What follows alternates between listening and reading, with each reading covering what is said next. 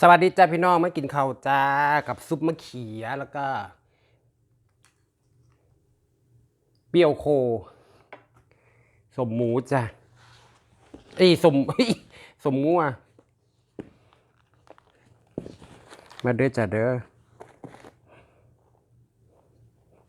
ลุยกันเลย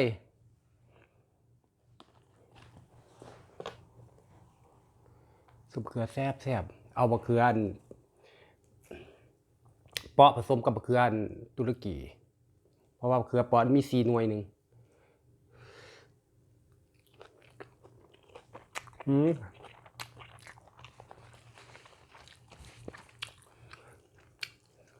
กับตุรกีกันเนียนแซ่บพี่น้องคือกันกับมะเขือเปาะเลยเนื้อขาวๆที่เคยซื้อมากินไหม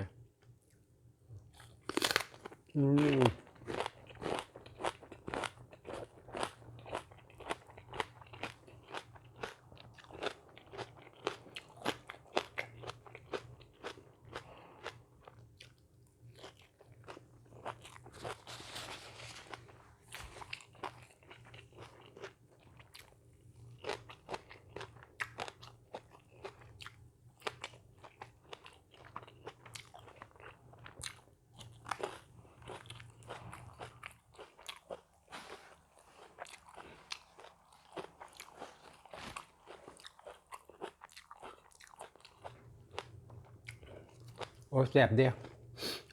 คนมากกินอยู่ที่บะเขือนซุปบะเขือนบะเขือมันแพงเลยมาซุปดู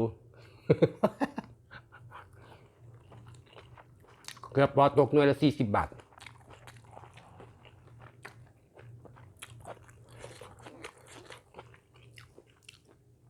แพ็คหนึ่งมี4 หน่วยกะสุบบ่พอมันก็บ่พอสุบมาต้องซื้อ2 แพ็คกัน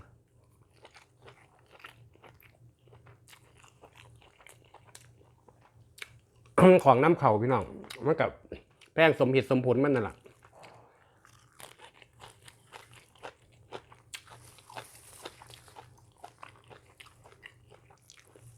ของขึ้นเครื่องมา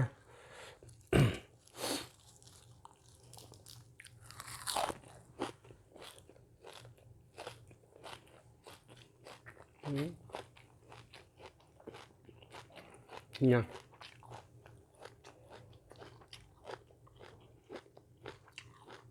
ฝ้าสดออกกันหน้ามันเนี่ย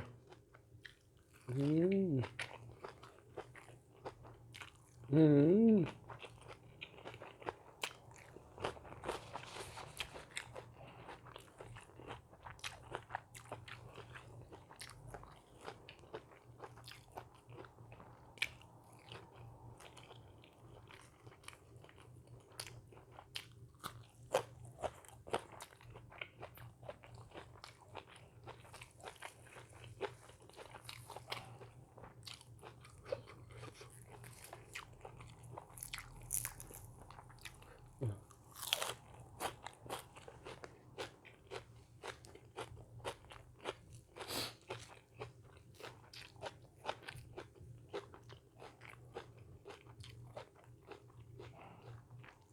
ผักซี่กับสาระแหน่กินกับซุปมะเขือเข้ากันเฮ้ย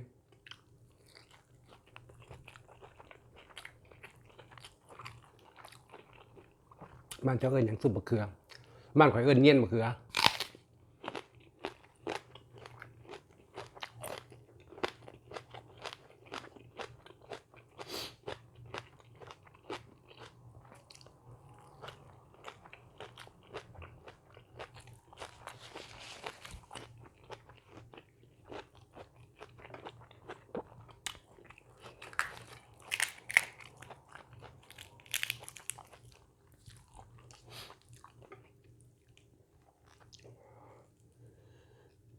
แซ่บครับอันนี้คนเนียนมันบ่ใส่ปลาที่เขาบ่มักใส่ปลาเขามักเนียนมะเขือล้วนๆไหม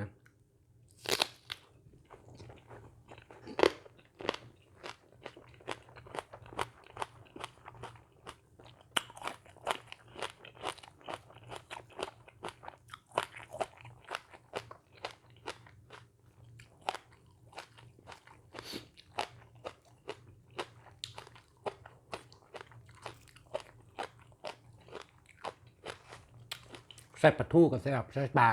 ปานยังก็ใส่ได้แต่คนมักแบบเปรี้ยวๆซุปมะเขือเปรี้ยวๆสิมันก็เป็นซุปมะเขือใส่ปลาจะเป็นป่นมะเขือใส่ปลาป่นปลาใส่มะเขือ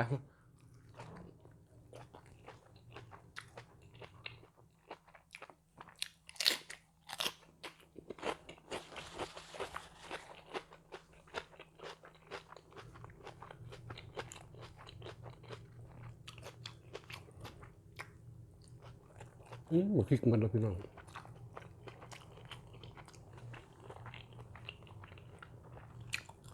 บักพริกสดก็ไม่แค่นี้หรอกเดี๋ยวแต่พริกแห้ง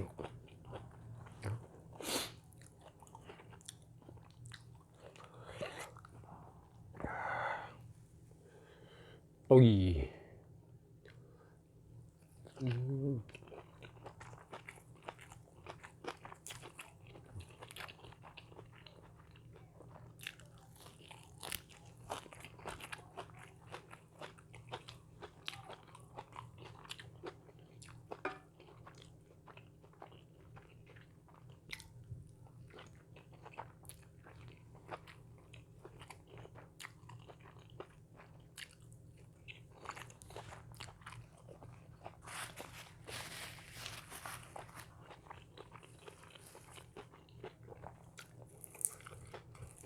ว่าจิตต้มไข่มันมีแหนมแล้วจ้ะ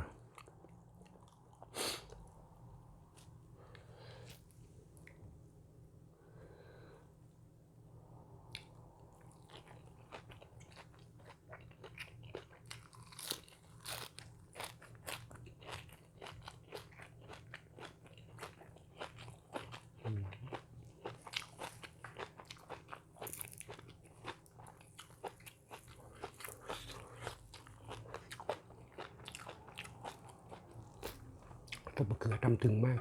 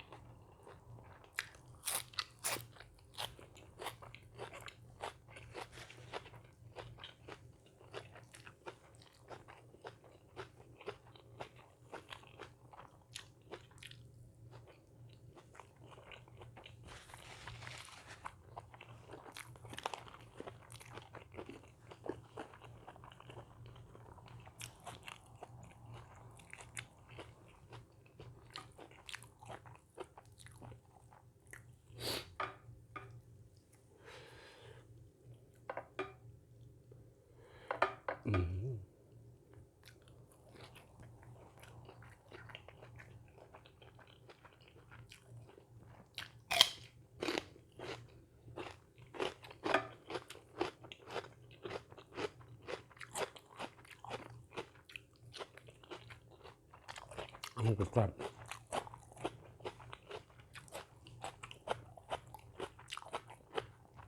แซ่บเมื่อเทศเอง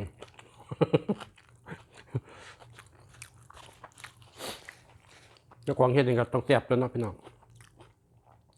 แซ่บบ่แซ่บก็ว่าแซ่บไปก่อนล่ะบ่มีผู้ใดได้กินน้ำเฮาตัว บ่รู้รสชาติมันดอกว่าแซ่บบ่แซ่บมันแซ่บอีหลีบ่ได้โม้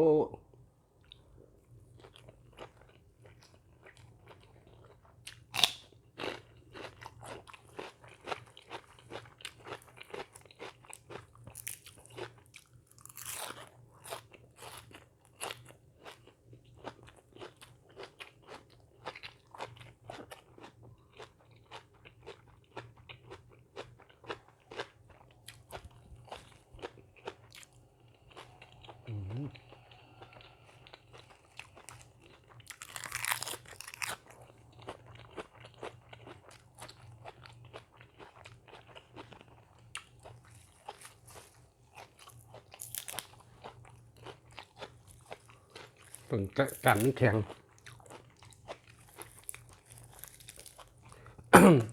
ต้องเด็ดถิ่มก้านมันแข็งใบยังบุกคล้ายๆหอมป้อมมันคล้ายๆผักชีล้อม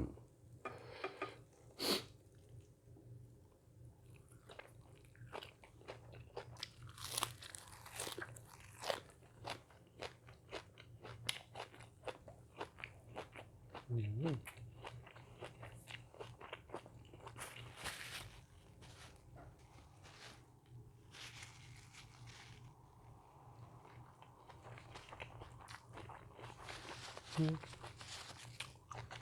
นวางยาหรือเปล่า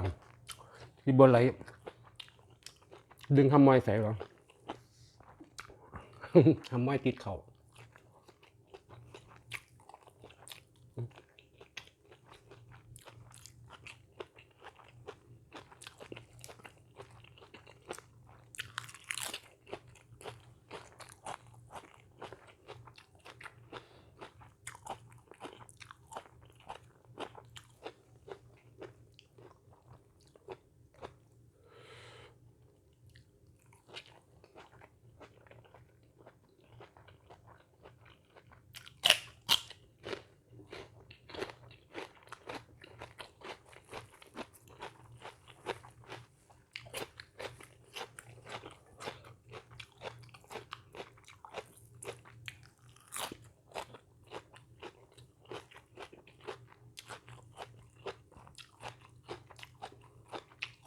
เปรี้ยว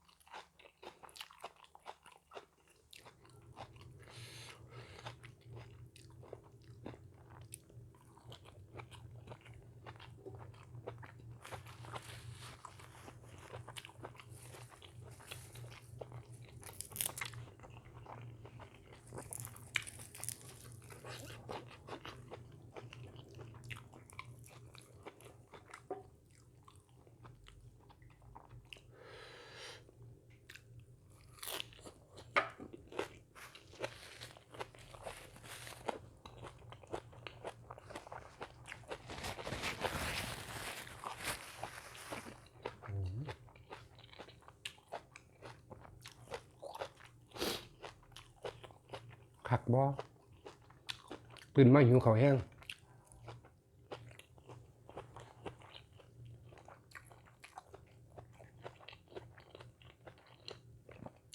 ว่าสิไล่สดเฮ็ดซุปบะเขือให้หิวข้าวแห้งฝ้าวเฮ็ดฝ้าวแล้วฝ้าวมากินเฮากินหิวข้าวจนสั่นสงสัยความดันก็ขึ้นถึงลงบ่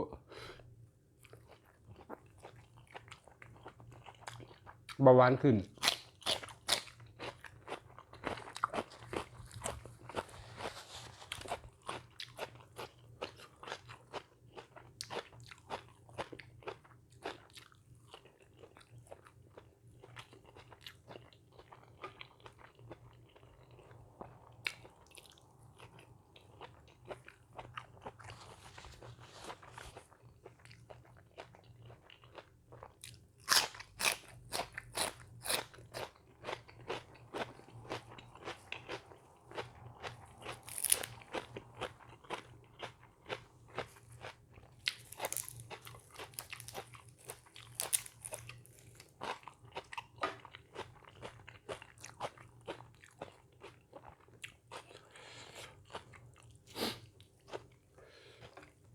มื้อหน้าซื้อบักกัน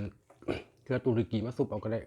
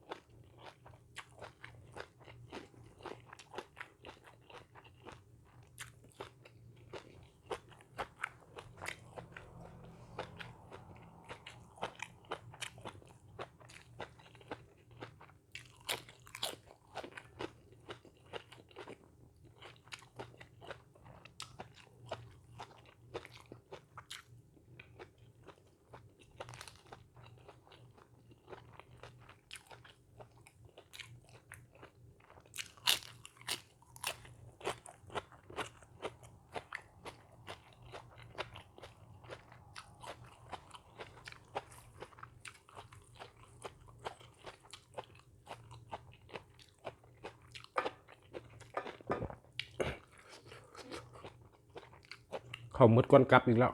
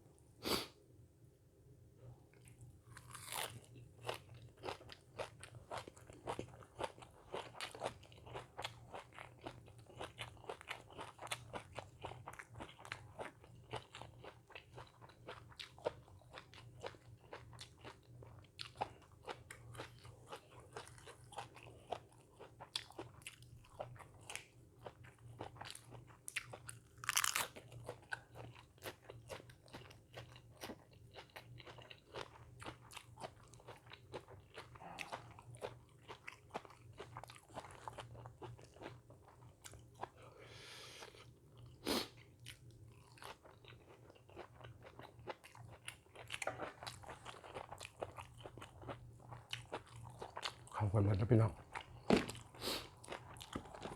ปั่นเนาะ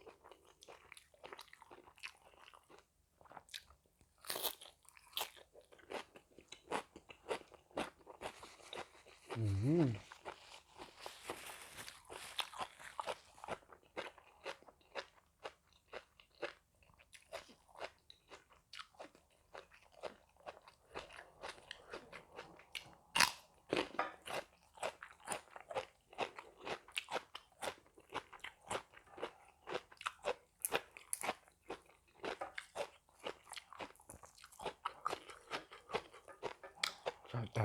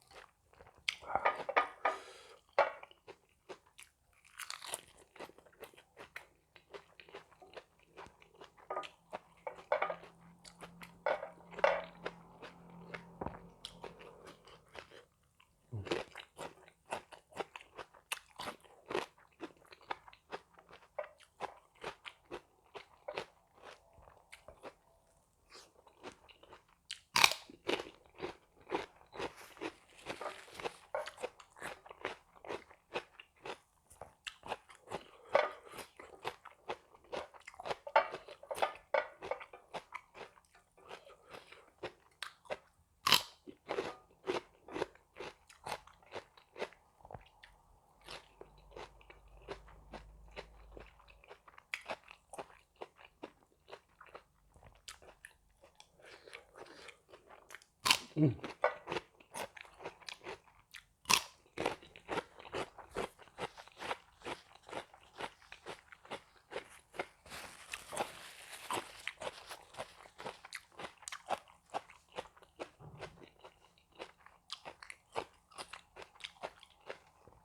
้บ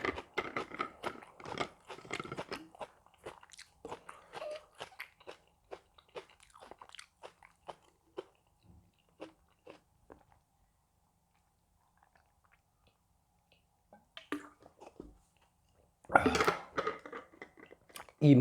สมกับหิวบอบัดท่านี้โอเคครับพี่น้องไปแล้วค่ะได้เวลาลำได้กันแล้วขอบคุณทุกเมนทุกไรซับสไครต์นะครับพี่น้องขอฝากซอยกดแชร์กดไลค์ได้ให้พี่น้องเพื่อนที่หาข่อยบ่พ่อบ่ให้เพื่อนหาเจอเลยจ้า